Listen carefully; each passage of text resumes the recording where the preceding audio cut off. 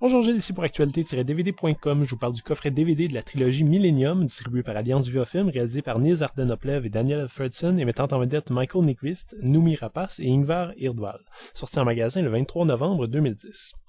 Millennium est un journal indépendant suédois pour lequel travaille Michael Blomqvist, un audacieux reporter qui vient de perdre sa crédibilité pour un dossier qu'il a fait sur un important magnat financier. En attendant sa sentence, il est recruté par un riche vieillard afin d'enquêter sur un meurtre qui s'est produit quelques décennies plus tôt. Au cours de cette recherche, Michael fait équipe avec Lisbeth Salander, jeune punk excessivement douée dans le piratage informatique. Cette improbable alliance aura d'autres et importantes implications, tant Michael et Lisbeth semblent déranger beaucoup de gens.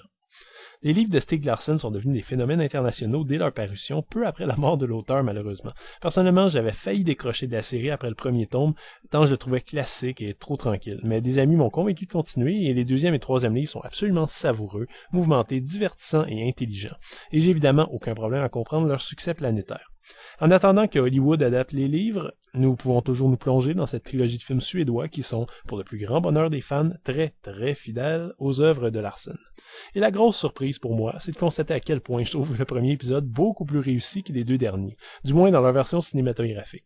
Si en livre le format très Agatha Christie m'avait un peu laissé indifférent, au cinéma le résultat est beaucoup plus intéressant. Beaucoup du succès du premier film revient à la mise en scène de Nils Arden-Oplev, qui effectue tous les bons choix, y compris un aspect visuel à la fois glauque et esthétisant et la bonne idée de ne pas exclure les passages les plus insoutenables du livre. Michael Nyqvist est plutôt crédible, même s'il est assez froid, mais c'est sans aucun doute Noomi Rapace qui vole la vedette en interprétant le magnifique personnage de Lisbeth. Cette dernière devient inévitablement la vedette des deux derniers films, réalisés cette fois-ci par Daniel Alfredson. Et là, j'ai un peu de misère. Autant Nils Arden-Oplev faisait preuve d'une très grande classe et d'une très grande retenue dans sa façon de filmer, autant Alfredson propose un parti pris à l'opposé. Cette fois-ci, la caméra est à l'épaule constamment et la photographie au gros grain s'éloigne de l'aspect purement cinéma de Millennium 1. C'est le véritable problème de Millennium 2 et 3 selon moi, qui font presque penser à des téléfilms, hélas, par moment, alors que ce problème avait été évité avec élégance dès le premier essai. Il faut dire aussi que la tâche n'a pas dû être facile pour les scénaristes. Si le premier livre était simple dans son exécution, les deux derniers fourmillaient de personnages, d'informations et de rebondissements inextricablement liés entre eux par un souci du détail presque maladif, ce qui expliquait en grande partie le plaisir qu'on avait à les lire. Dès que ces histoires se retrouvent au cinéma, des choix douloureux doivent être faits, sous peu de perdre le spectateur.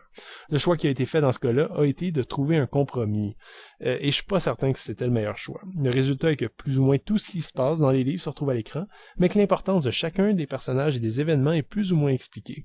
Je crains donc que les spectateurs néophytes risquent soit d'être perdus, soit de trouver un peu inutile la moitié des sous-histoires contenues dans Millennium 2 et 3 au cinéma. Au final, la trilogie est loin d'être exemplaire selon moi. Après un premier film de très haut calibre, les suites pêchent, à mon avis, par un excès de fidélité, ainsi qu'une mise en scène qui propose rien d'intéressant à se mettre sous la dent. Comme initiation aux œuvres de Stieg Larsson, lisez plutôt les livres et regardez ensuite les films comme plaisir complémentaire. Le premier film est présenté en 2:35 anamorphique et les deux derniers en 1:85 anamorphique aussi. Les pistes audio sont en français 5.1 et le suédois 5.1 sous-titré français. À noter que l'option suédois est disponible sur le premier DVD, même si c'est écrit nulle part sur la pochette. Comme unique bonus, on nous fournit un documentaire francophone, L'Aurore boréale, qui s'attarde beaucoup plus sur les romans et leur jeunesse que sur les films. Si on peut être déçu sur le coup, faut admettre que c'est un bonus excellent, bien monté et passionnant. Très nourrissant pour quiconque s'intéresse à cette série de polars suédois, mais c'est tout de même dommage qu'on n'en obtienne pas plus dans ce coffret de trilogie plutôt que dans les DVD individuels déjà sortis. Millennium constitue donc 3 romans délectables qui exploitaient une intrigue policière d'espionnage et judiciaire pour dénoncer de nombreux malaises nationaux propres au pays mais compréhensibles par un peu tout le monde, ce qui permet de comprendre son succès colossal et planétaire.